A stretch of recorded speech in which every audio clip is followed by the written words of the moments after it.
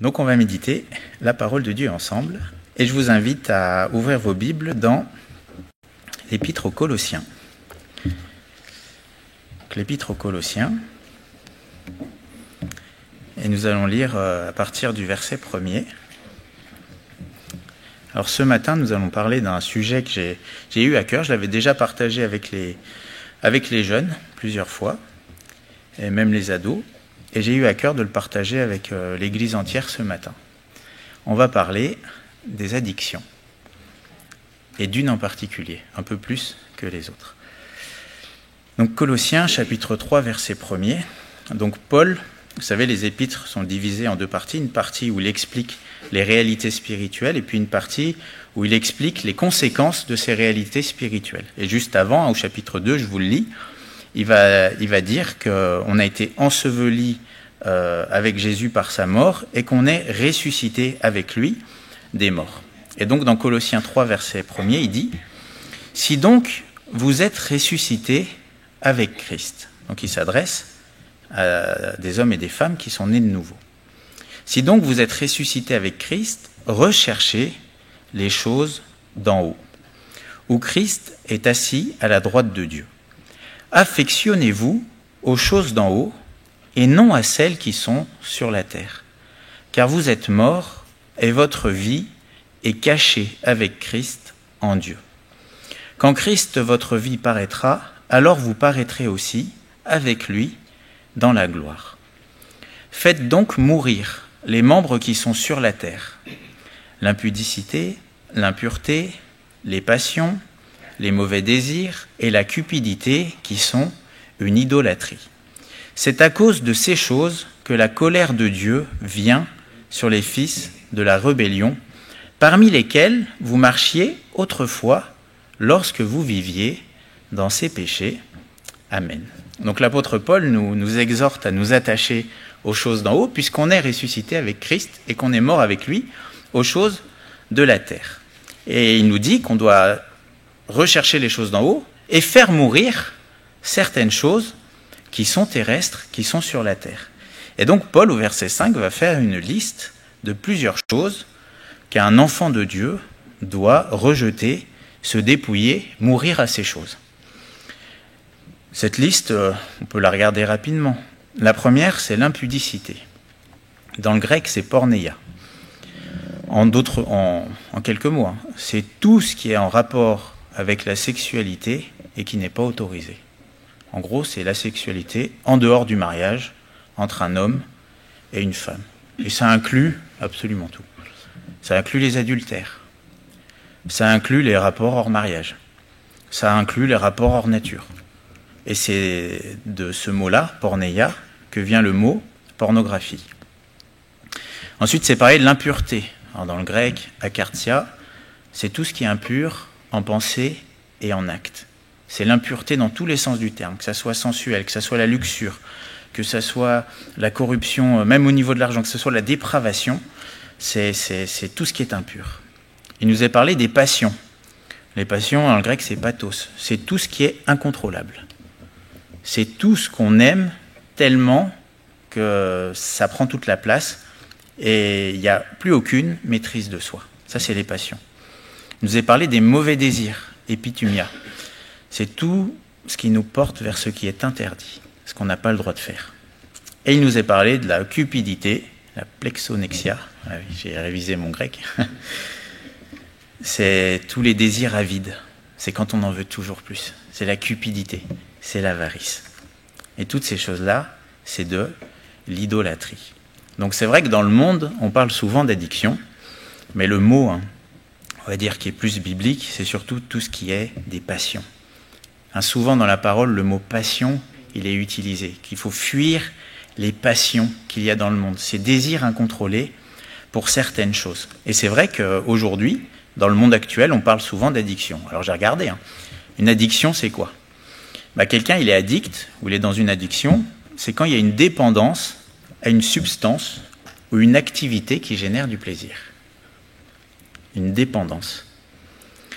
Une addiction, c'est quelque chose dont une personne ne peut plus se passer, en dépit de toute sa volonté.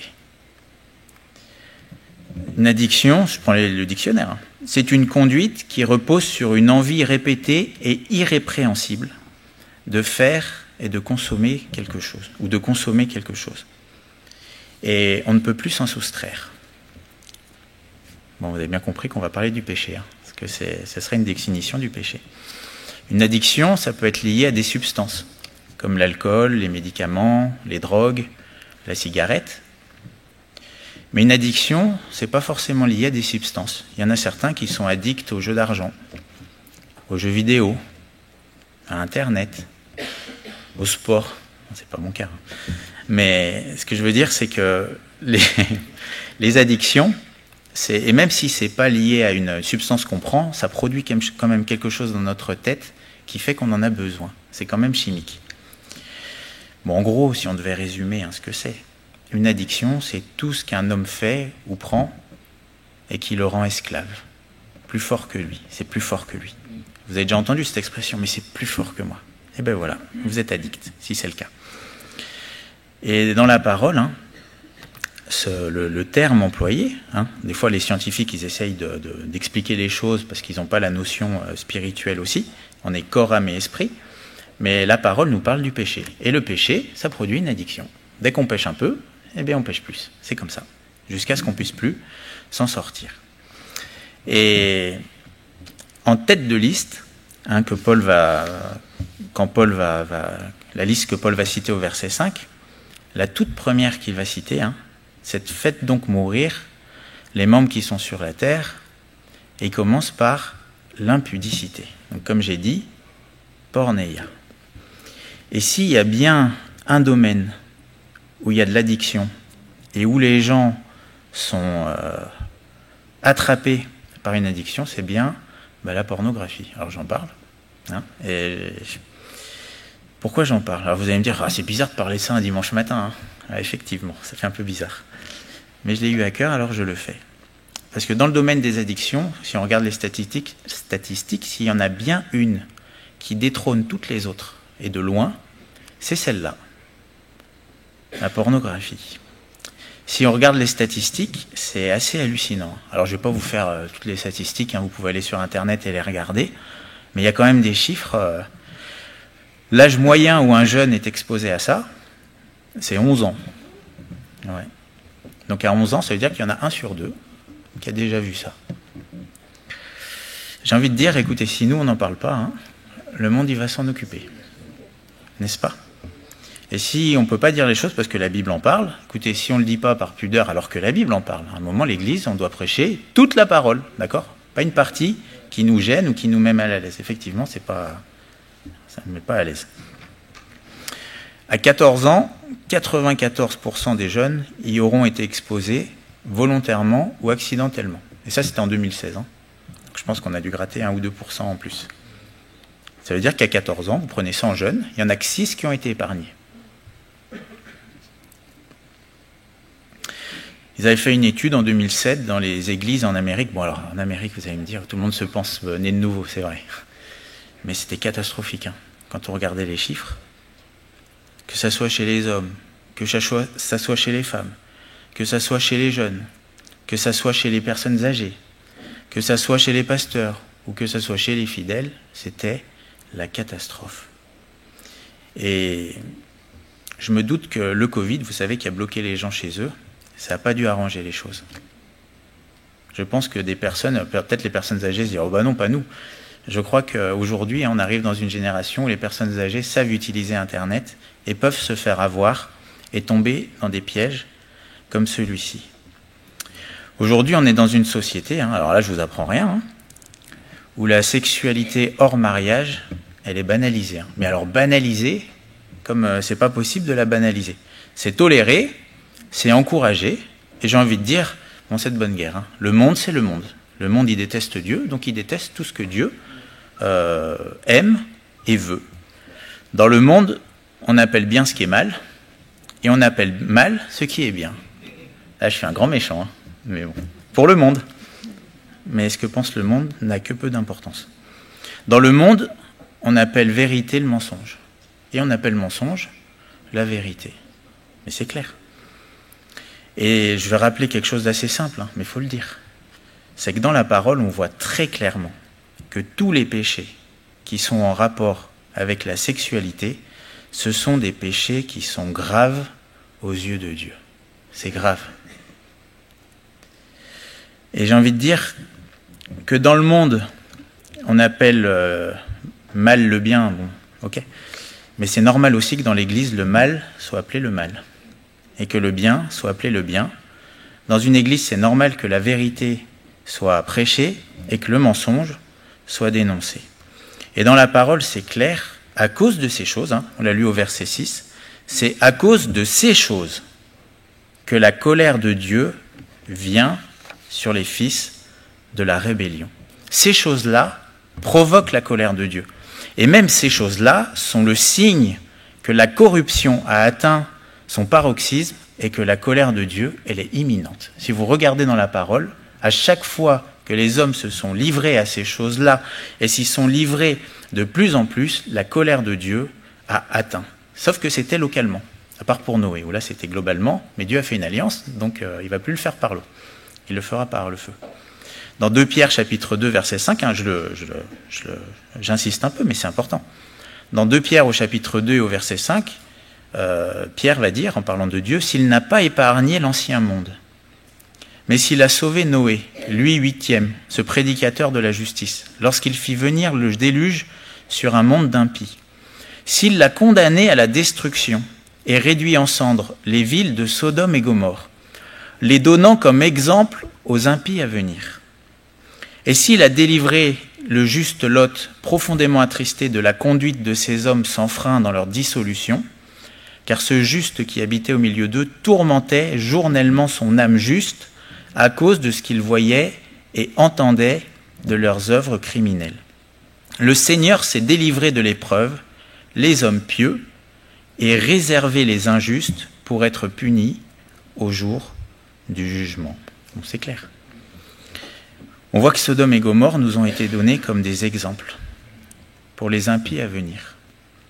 Et vous savez que la dernière génération ressemblera, mondialement, ce qui se passait dans ces villes se passera partout sur la terre. Et si vous prenez des notes, vous allez lire dans Genèse 19, et c'est terrible. C'est écrit à un moment quand les anges vont venir et que tous les hommes et femmes de la ville vont vouloir les agresser. C'est écrit depuis l'enfant jusqu'au vieillard. Donc c'est là-dedans qu'on va. Et je ne sais pas si vous le voyez venir. Regardez les actualités et vous vous rendez compte que la corruption va de l'enfant jusqu'au vieillard. C'est dans ce sens que ça va aller. Et bien sûr, Dieu a manifesté sa colère pour que ça nous serve d'exemple à nous. Paul dira ceci, c'est dans 1 Corinthiens chapitre 6. « Fuyez l'impudicité, pornéia. Quelque autre péché qu'un homme commette, ce péché est hors du corps. Mais celui qui se livre à l'impudicité pêche contre son propre corps. Ne savez-vous pas que votre corps est le temple du Saint-Esprit qui est en vous, que vous avez reçu de Dieu, que vous ne vous appartenez point à vous-même, car vous avez été rachetés à un grand prix. Glorifiez donc Dieu dans votre corps et dans votre esprit qui appartiennent à Dieu. » Là, il nous est dit clairement, fuyez l'impudicité et glorifiez Dieu. Avec le cœur, mais aussi avec le corps. Parce que lorsque le Seigneur nous a rachetés, il nous a rachetés corps, âme, esprit. En d'autres mots, quelle que soit la forme que prend la sexualité hors du mariage, que ça soit en acte, que ça soit en pensée, que ça soit en image, que ça soit en lecture, que ça soit en audio, que ça soit en dessin animé, que ça soit en tout ce que vous voulez, la sexualité hors mariage, c'est mal et ça provoque la colère de Dieu. Un chrétien, c'est quelqu'un qui s'est repenti de ces choses-là. Il ne les accepte pas, il s'en détourne et il cherche à glorifier Dieu dans son cœur et avec son corps. Moi, j'aimerais aussi faire une remarque, comme pour quand j'ai prêché sur l'hypocrisie, c'est qu'on peut s'en sortir. Attention, le but, c'est pas qu'on soit tous désespérés, le but, c'est de voir qu'on peut s'en sortir. Et cette prédication, elle n'a pas pour but juste de dénoncer ce qui est mauvais, c'est de montrer qu'on peut s'en sortir. Et ça, c'est merveilleux. Dans Colossiens, on l'a lu tout à l'heure, Colossiens 3, verset 6, c'est dit, c'est à cause de ces choses que la colère de Dieu vient sur les fils de la rébellion, parmi lesquels vous marchiez autrefois, lorsque vous viviez dans ces péchés. Donc dans l'église des Colossiens, il y avait des gens qui pratiquaient ces choses, mais qui se sont repentis, qui ont été sauvés, et qui ne marchent plus dans ces choses-là. Dans 1 Corinthiens 6 aussi, là c'est clair, mais on voit que l'église de Corinthe, pareil. Paul le rappelle, c'est 1 Corinthiens 6, verset 9. Là c'est clair. Ne savez-vous pas que les injustes n'hériteront point le royaume de Dieu? Ne vous y trompez pas. Ni les impudiques, ni les idolâtres, ni les adultères, ni les efféminés, ni les homosexuels, ou les infâmes, selon certaines versions, ni les voleurs, ni les cupides, ni les ivrognes, ni les outrageux, ni les ravisseurs n'hériteront le royaume de Dieu. Et c'est là ce que vous étiez, quelques-uns de vous. Mais vous avez été lavés, mais vous avez été sanctifiés, mais vous avez été justifiés au nom du Seigneur Jésus-Christ et par l'Esprit de notre Dieu. Donc je le répète, il y a de l'espoir. Et vous savez, la Bible dit qu'il n'y a rien de nouveau sous le soleil. Alors c'est vrai que dans ces derniers temps, c'est de plus en plus répandu. Mais ça existait déjà. Ça existait déjà.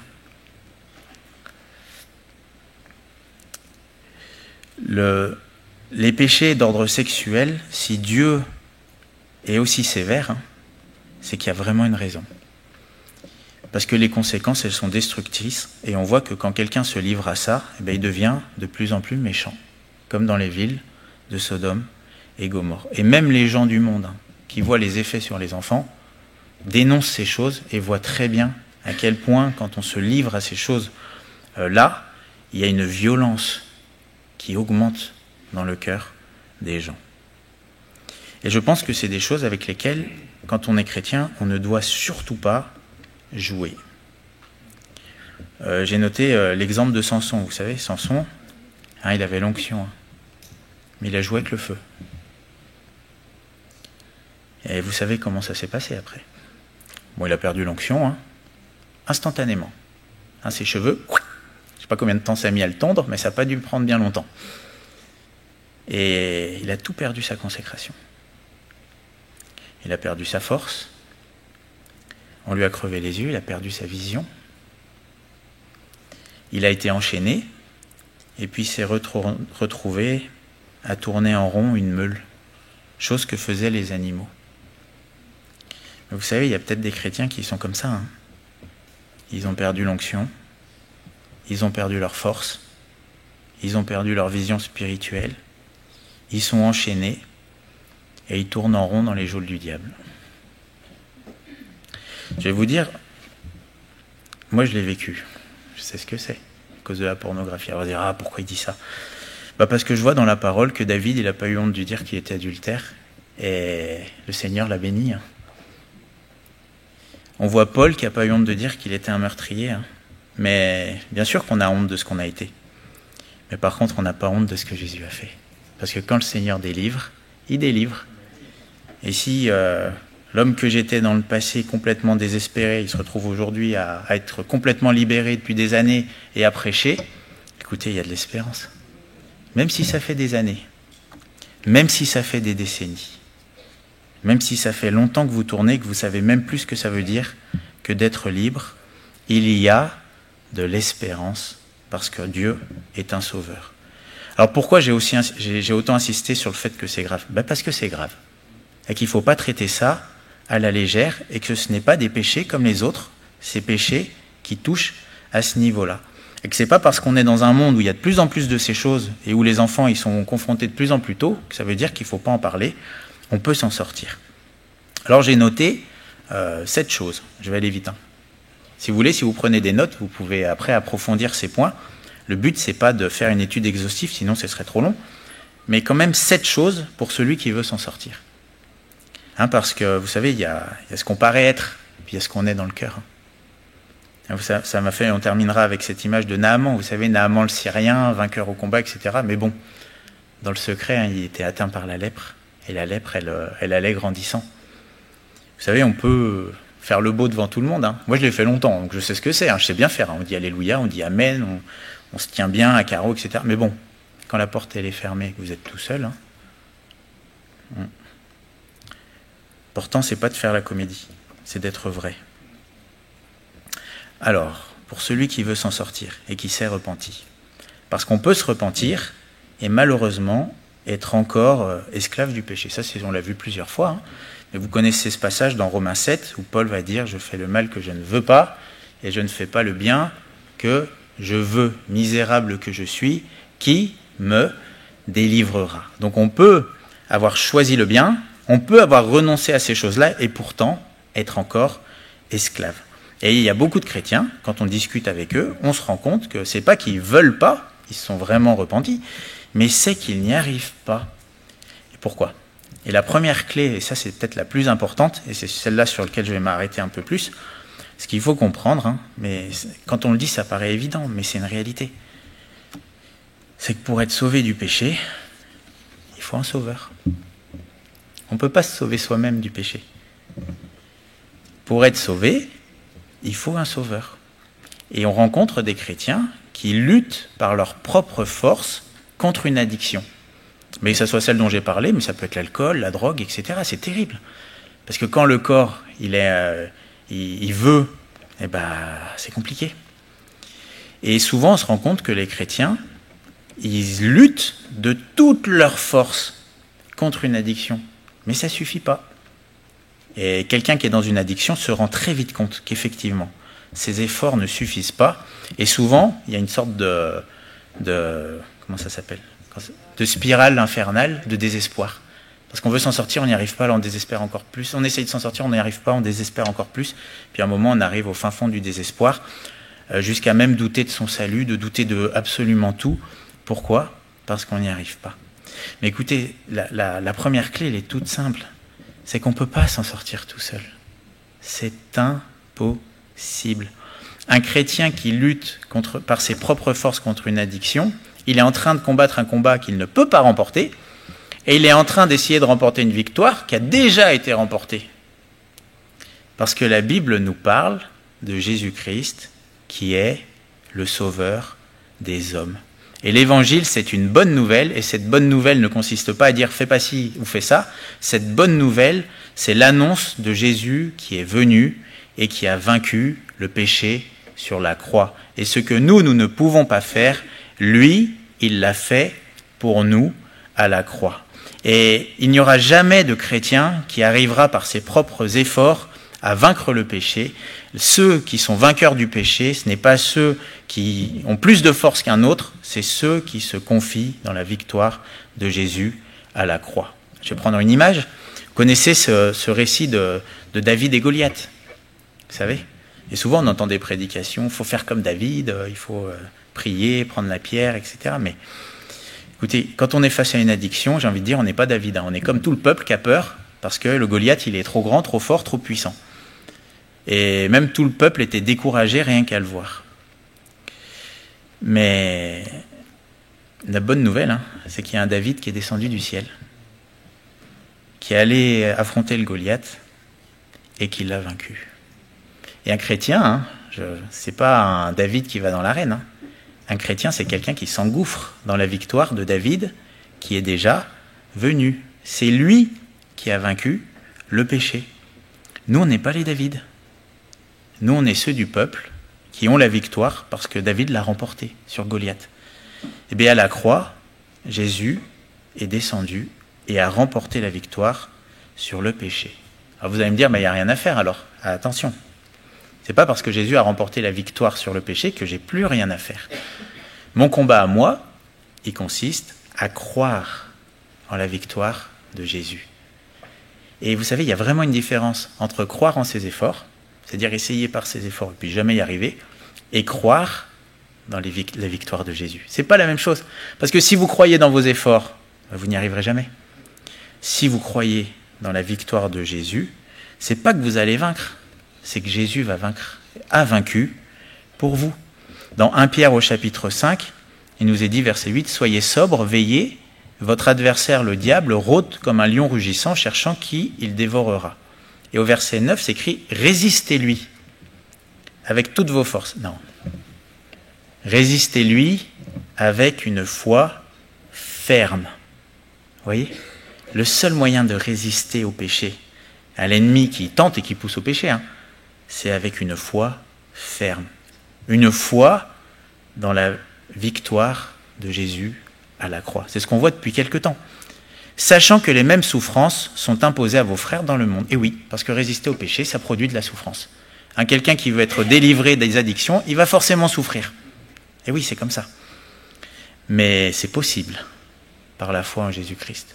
Et tout le combat consiste à croire en Jésus. 1 Timothée chapitre 6, verset 12, Paul il dira à Timothée, « Combat le bon combat de la foi. » Vous voyez, le bon combat, c'est celui de la foi.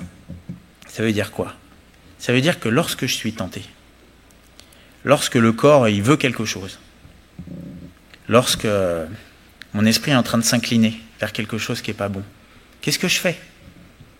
Est-ce que je résiste, allez. Ou est-ce que je me tourne vers Jésus et je mets ma confiance dans le fait que Jésus a vaincu le péché à la croix. Si vous vous tournez vers vos efforts, ça sera une chute de plus. Peut-être qu'il faut qu'il y en ait plusieurs pour que vous compreniez, que vous soyez désespérés de vous-même. Mais si vous vous tournez vers Jésus, tout simplement, sa victoire à lui se manifestera dans votre vie. Et vous ne direz pas « Merci Seigneur, je suis plus fort que tel autre ou tel autre ». Vous direz juste « Merci Seigneur pour ta victoire sur la croix ». Et au lieu de vous glorifier vous-même, vous glorifierez Jésus-Christ. Si tu crois, tu verras la gloire de Dieu. C'est simple, hein ? Oui, mais il faut être pratique. C'est au moment de la tentation qu'il faut le vivre. C'est pas quand on est assis, là, c'est facile de dire oui, mais c'est tellement évident. Non, mais c'est quand c'est le moment de la tentation qu'il faut combattre avec la foi. Retenez ceci, non pas se confier dans nos efforts, mais se confier dans les efforts de Jésus qui, sur la croix, a vaincu. Ça, c'était la première chose et la plus importante. La deuxième chose, c'est que toute la parole nous enseigne qu'il faut vivre par l'Esprit quand on est un enfant de Dieu.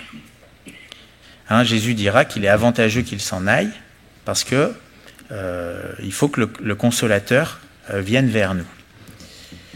Dans Galates, chapitre 5, verset 25, c'est écrit « Si nous vivons par l'Esprit, marchons aussi selon l'Esprit ». Et je rappelle ce dernier verset, dans Zacharie, chapitre 4, verset 6, Dieu va dire à Zorobabel « Ce n'est ni par la puissance, ni par la force, mais c'est par mon esprit, dit l'Éternel des armées. » C'est pas par notre force. En fait, je suis en train de répéter la même chose, mais sous un angle différent. Parce que qu'est-ce qui se passe quand on met sa confiance en Jésus-Christ ? Il y a l'Esprit qui agit en nous. C'est comme ça. Il faudrait lire tout l'épître aux Galates pour voir que c'est lorsqu'on a confiance en l'œuvre de Jésus à la croix qu'on marche par l'Esprit. Et que quand on se confie en nous-mêmes ou dans toutes sortes de règles ou de principes pernicieux par l'abus, là, ça ne marche pas. Dans la parole, on voit que la délivrance, elle est liée à l'action de l'Esprit. Dans Ésaïe, au chapitre 10, verset 27, c'est écrit « En ce jour, son fardeau sera ôté de dessus ton épaule, et son joug de dessus ton cou, et la graisse fera éclater le joug. » Il y a cette image. Vous voyez, la graisse, c'est l'image de l'Esprit, qui fait éclater le joug de l'ennemi. Mais la vie de l'Esprit, c'est tout le contraire de la vie de la chair. Vivre dans la chair, c'est s'appuyer sur ses forces. Vivre par l'Esprit, c'est s'appuyer sur l'Esprit du Seigneur qui nous a été donné. Et le Saint-Esprit, il nous est dit que c'est un esprit de force, d'amour, de sagesse. Le Saint-Esprit, il est fort. Et c'est vrai que la victoire de Jésus, elle a été remportée il y a 2000 et quelques années sur le mont Golgotha, mais celui qui manifeste cette victoire dans notre vie, c'est l'Esprit de Dieu. Est-ce que vous comprenez ce que je veux dire ? En fait, l'Esprit, il rend effectif la victoire de Jésus dans notre vie. Et je dois me poser cette question. Est-ce que En fait, c'est la même question que la première. Hein. La clé A et B, c'est la même chose. Mais est-ce que je choisis de compter sur mes forces ou sur l'Esprit de Dieu? Et comment est-ce qu'on compte sur l'Esprit de Dieu? En se tournant vers Jésus. C'est comme ça. Mais la Bible nous enseigne à marcher selon l'Esprit. Donc ça s'apprend. Un enfant, ça apprend à marcher, n'est-ce pas? Eh bien, un enfant de Dieu, ça apprend à marcher en comptant sur le Saint-Esprit. Et on compte sur le Saint-Esprit quand justement on demande à Dieu que par son Esprit, à cause de ce qui s'est passé à la croix, il nous rende plus que vainqueurs, quels que soient les péchés. Parce que quelqu'un me dit, ah oui, mais c'est dans le corps une addiction. C'est vrai, c'est chimique. C'est vrai. Mais le péché, c'est pas que de la chimie, c'est spirituel. Et en réalité, ce qui est spirituel est supérieur à ce qui est matériel, en fait. On a été créé esprit, âme, corps. Donc quand l'Esprit de Dieu agit en quelqu'un, son corps lui est soumis. C'est comme ça, même si c'est difficile. Bon bref, je ferme la parenthèse. Mais il faut compter sur le Saint-Esprit. Ensuite, la troisième chose, c'est la prière. Dans Matthieu 6, verset 13, vous savez, la fin du Notre Père, c'est écrit « Ne nous induis pas en tentation, mais délivre-nous du mal ou du malin, car c'est à toi qu'appartiennent dans tous les siècles le règne, la puissance et la gloire. Amen. » Alors c'est mal traduit en fait. C'est pas « ne nous induis pas en tentation ». Ça laisserait sous-entendre que Dieu pousse au mal, mais c'est pas possible ça. Dieu déteste le mal, et c'est même écrit dans Jacques qu'il ne tente personne, il ne pousse personne au mal. Littéralement, en fait, c'est « ne nous laisse pas entrer dans la tentation ». C'est-à-dire, Seigneur, alors que je suis tenté, écoutez, si Jésus a été tenté, on le saura tous, mais Seigneur, alors que je suis tenté, ne permets pas que je cède à la tentation. C'est ça que ça veut dire. Et effectivement, la prière dans la vie du chrétien, elle est fondamentale. Dans Jacques au chapitre 4, Jacques va rappeler, verset 1er, « D'où viennent les luttes?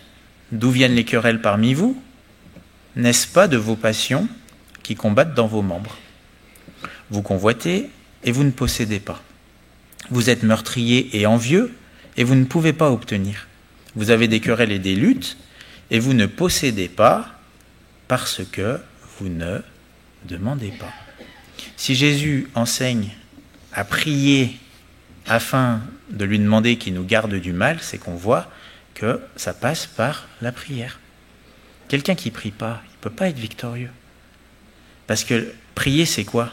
Mais prier, c'est réaliser que par moi-même, je ne peux pas, alors je demande à celui qui peut. C'est ça, prier. Car c'est à toi qu'appartient, dans tous les siècles, le règne, la puissance et la gloire.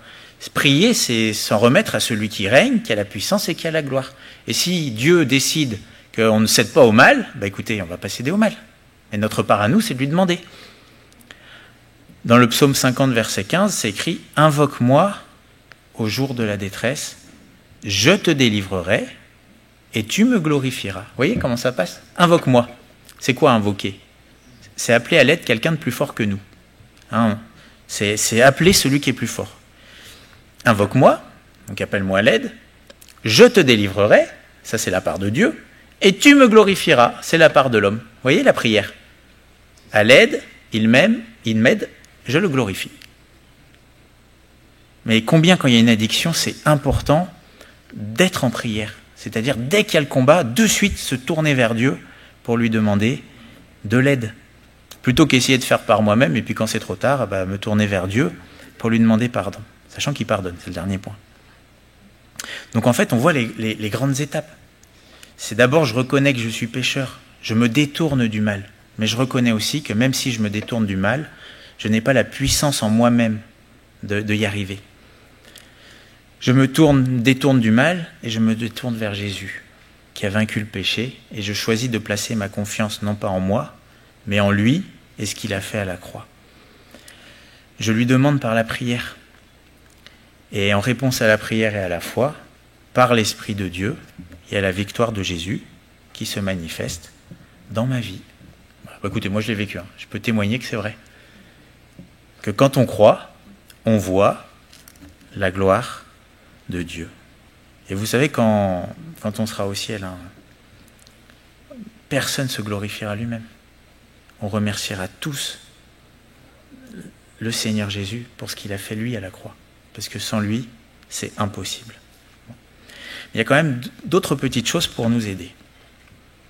Dans Jacques au chapitre 5 et au verset 16, ça c'est le point qui ne va pas faire plaisir, mais c'est biblique. Hein. Dans Jacques 5 verset 16, c'est écrit « Confessez donc vos péchés les uns aux autres, et priez les uns pour les autres, afin que vous soyez guéris. La prière fervente du juste a une grande efficace. » Et le problème avec ces péchés-là, hein, que ce soit les addictions, que ce soit la pornographie ou autre, c'est qu'on en a tellement honte qu'on va cacher ça à tout le monde. Et comme on va cacher ça à tout le monde, eh ben le mal il va prospérer et prendre des proportions terribles. Et autant c'est vrai qu'il nous est dit qu'il faut confesser à Dieu nos péchés, hein, que c'est à Dieu, mais il y a des moments où on voit qu'il nous est quand même demandé de confesser les péchés les uns aux autres. Alors qu'est-ce que ça veut dire? Est-ce que ça veut dire qu'il faut le dire devant tout le monde? Certainement pas. Surtout pas. C'est pas ça le sens de ce verset. Parce que c'est écrit dans le contexte, c'est l'onction d'huile. Donc c'est d'appeler les anciens de l'Église. Non, mais c'est surtout, c'est appeler les anciens de l'Église et qu'ils prient.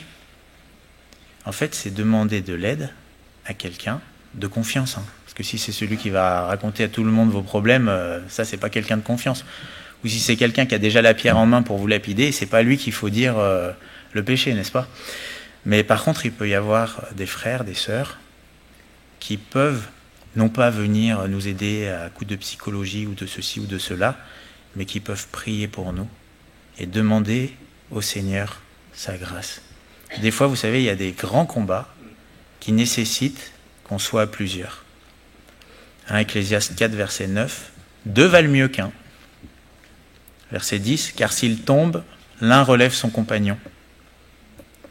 Verset 12, « Et si quelqu'un est plus fort qu'un seul, les deux peuvent lui résister.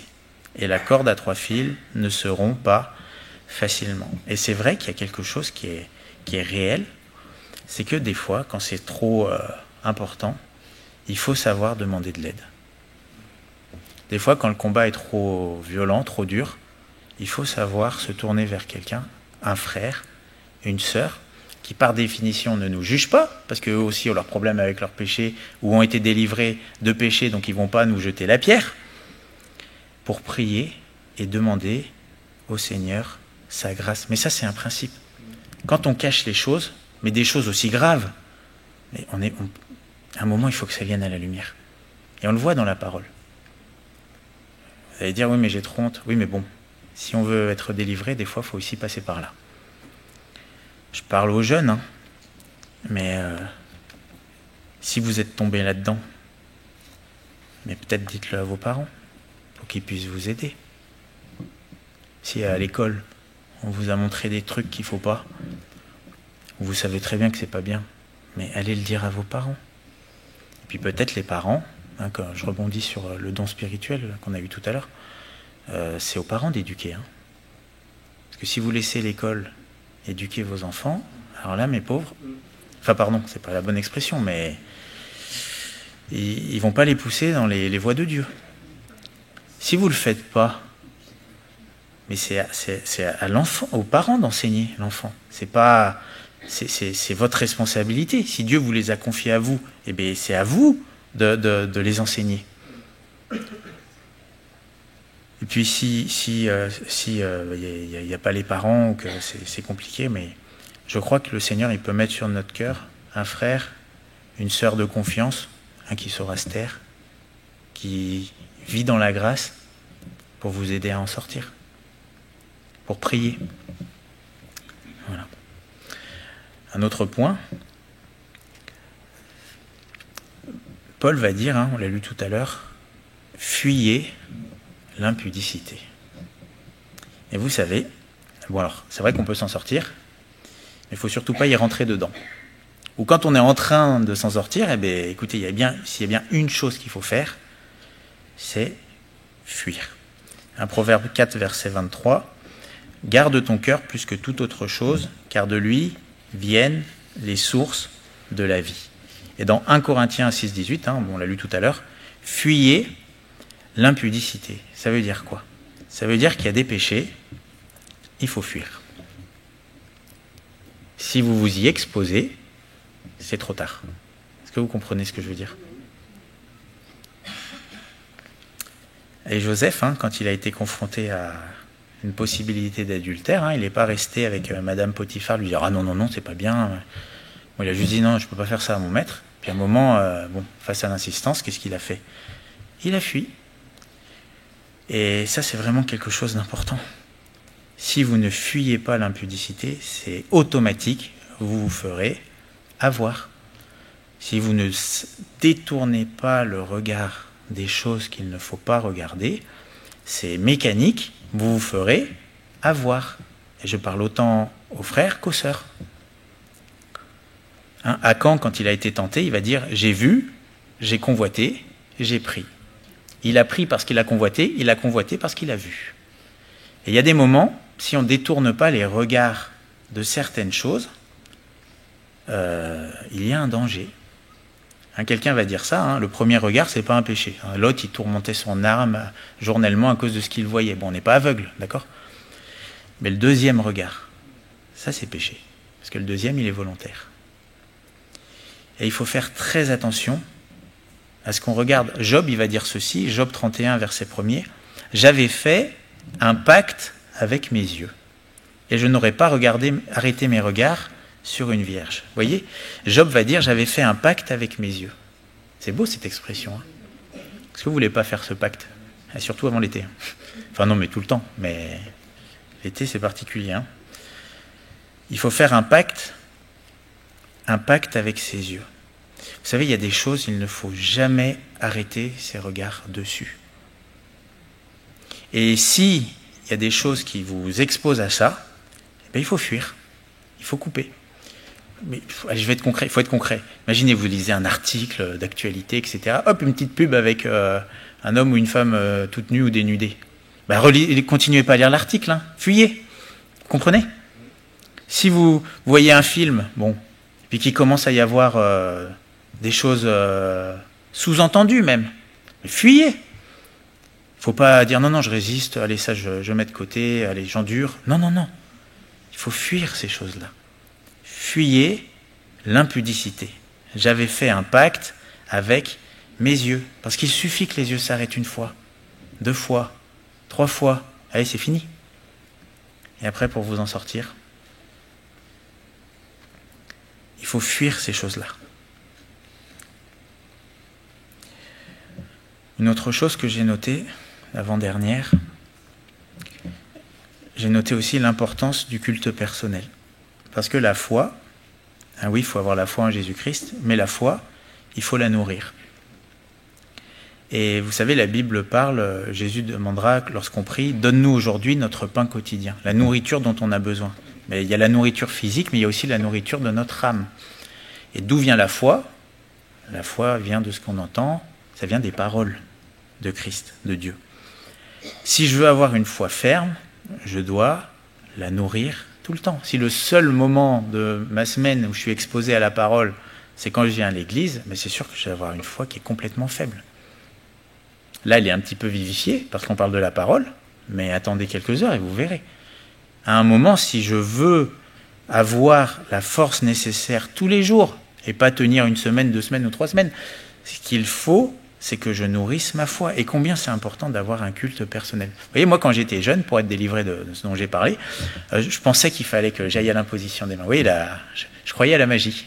Que quelqu'un me posait les mains dessus, il prie au nom de Jésus, et poup, je suis délivré.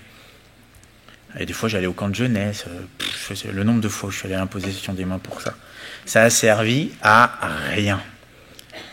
Le seul moment où ça a changé, c'est quand je me suis attelé au culte personnel. C'est quand, tous les matins, j'ai pris le temps de chercher dans la parole de Dieu, même quand je ressentais rien, même quand j'avais l'impression de lire et de ne pas avoir lu, non, mais de m'atteler à la parole de Dieu, c'est là que les choses ont changé. C'est pas quand je suis allé... c'est pas magique, la vie chrétienne.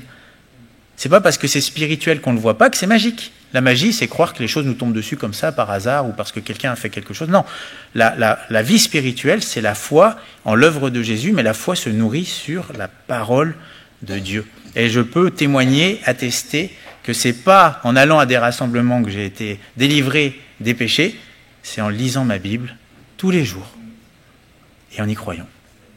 En fait, comme quelqu'un qui mange. Ben moi, je mange tous les jours aussi. Oui. Voilà. Une hygiène de vie. La prière, la parole. Ça, c'est important. Et puis enfin, oui, c'est le dernier point.